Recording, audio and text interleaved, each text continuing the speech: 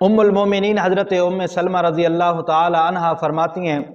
کہ رسول کریم صلی اللہ علیہ وسلم رمضان المبارک کے مہینے کے بعد کسی مہینے میں ماہ شعبان سے زیادہ روزہ نہیں رکھا کرتے تھے۔ اس کی وجہ یہ ہے کہ اس سال میں جو مرنے والا ہوتا ہے اس کا نام کاٹ کر مردوں کے اندر شمار کر دیا جاتا ہے۔ انسان سفر کرنے کے لیے تیار ہو جاتا ہے لیکن اس کا نام کاٹ کر مردوں کے اندر شمار کر دیا جاتا ہے۔ حضرت انس رضی اللہ تعالی عنہ فرماتے ہیں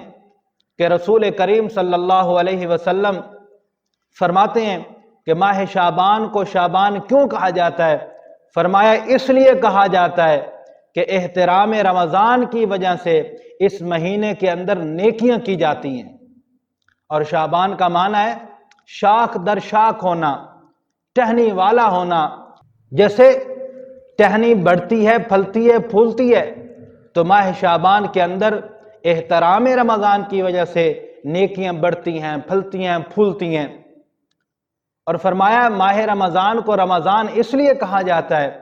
کہ اس کے اندر نیکیوں کو جلا دیا جاتا ہے۔ اس کا معنی جلا دینا، یعنی نیکیاں جلا دی جاتی ہیں، معاف کر دی جاتی ہیں۔ ماہ شعبان کے اندر گناہوں کو مٹا دیا جاتا ہے اور ماہ رمضان کے اندر گناہوں سے انسان کو پاک کر دیا جاتا ہے۔ حضرت ابو ہریرہ رضی اللہ تعالی عنہ فرماتے ہیں کہ آپ صلی اللہ علیہ وسلم نے ارشاد فرمایا کہ رجب اللہ کا مہینہ ہے اور شعبان میرا مہینہ ہے اور ماہ رمضان میری امت کا مہینہ ہے۔ ایک دوسری روایت میں آپ صلی اللہ علیہ وسلم نے ارشاد فرمایا کہ ماہ شعبان، رمضان، رجب اور رمضان کے درمیان آنے والا ایک مہینہ ہے، لوگ اس سے غافل رہتے ہیں، حالانکہ اس میں لوگوں کے اعمال اللہ رب العالمین کی طرف چڑھائے جاتے ہیں، اور مجھے یہ بات محبوب ہے کہ جب میرا عمل اللہ رب العالمین کے پاس پہنچے تو میں روزے کی حالت میں ہوں۔ اسی طرح حضرت انس رضی اللہ تعالی عنہ فرماتے ہیں کہ ماہ رجب کی فضیلت تمام مہینوں پر ایسے ہے جیسے تمام کلاموں پر اللہ کے کلام یعنی کتاب اللہ کی فضیلت ہے، اور اسی طرح ماہ شعبان کی فضیلت باقی تمام مہینوں پر ایسی ہے جیسے کہ تمام نبیوں پر حضرت نبی کریم رؤوف الرحیم صلی اللہ علیہ وسلم کی فضیلت ہے۔ اور اسی طرح ماہ رمضان کی فضیلت تمام مہینوں پر ایسی فضیلت ہے جیسے اللہ رب العالمین کی خود تمام مخلوق پر فضیلت ہے۔ اسی طرح حضرت انس رضی اللہ تعالی عنہ فرماتے ہیں کہ اس مہینے کے اندر صحابہ کرام کا معمول یہ ہوتا تھا کہ جب بھی ہلال شعبان کو دیکھتے، ماہ شعبان کے پہلے چاند کو دیکھتے، تو صحابہ کرام قرآن مجید نسخوں پر ٹوٹ پڑتے، یعنی ان کو پڑھنا لگ جاتے، حالانکہ پورے سال کے اندر صحابہ کرام کثرت سے تلاوت کرتے تھے، لیکن ماہ شعبان کے اندر اس سے بھی زیادہ کثرت کے ساتھ قرآن مجید کی تلاوت کرنا شروع کر دیتے۔ اور مسلمان اس مہینے کے اندر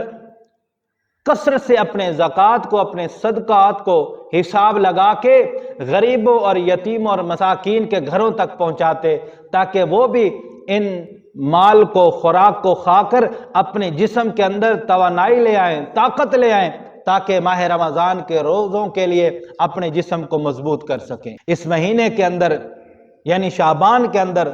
حکام قیدیوں کے بارے میں دیکھ بھال کرتے تھے کہ جس کی سزا پوری ہو جاتی اس کو آزاد کر دیا جاتا، اس کو رہا کر دیا جاتا، تاکہ وہ ماہ رمضان کے روزوں کو پوری طاقت کے ساتھ رکھے۔ تاجر لوگ اس مہینے کے اندر اپنے مال کا حساب لگاتے، کسی سے قرضہ لینا ہوتا تو اس سے قرضہ وصول کرتے، اور کسی کو قرضہ دینا ہوتا، کسی کے حق کو ادا کرنا ہوتا تو اس کے حق کو ادا کرتے۔ پھر جو ہی ماہ رمضان کا چاند نظر آتا تو غسل کرتے، غسل کرنے کے بعد عبادت خدا میں لگ جاتے۔ فرماتے ہیں اگر ماہ شعبان کی فضیلت کو دیکھنا ہے تو ماہ شعبان کے لفظ شعبان کو ہی دیکھ لیا جائے۔ اس کے 5 حروف ہیں، پہلا شین ہے،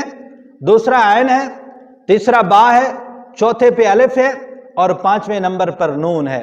شین سے مراد شرافت، شرف والا مہینہ، اور عین سے مراد علو یعنی بلندی والا مہینہ، اونچا مہینہ، شان والا مہینہ، اور فرمایا با سے مراد ہے بر یعنی نیکی والا مہینہ۔ الف سے مراد الفت والا مہینہ اور محبت والا مہینہ، نون سے مراد نور رحمت والا مہینہ۔ اور یہ پانچوں کی پانچ چیزیں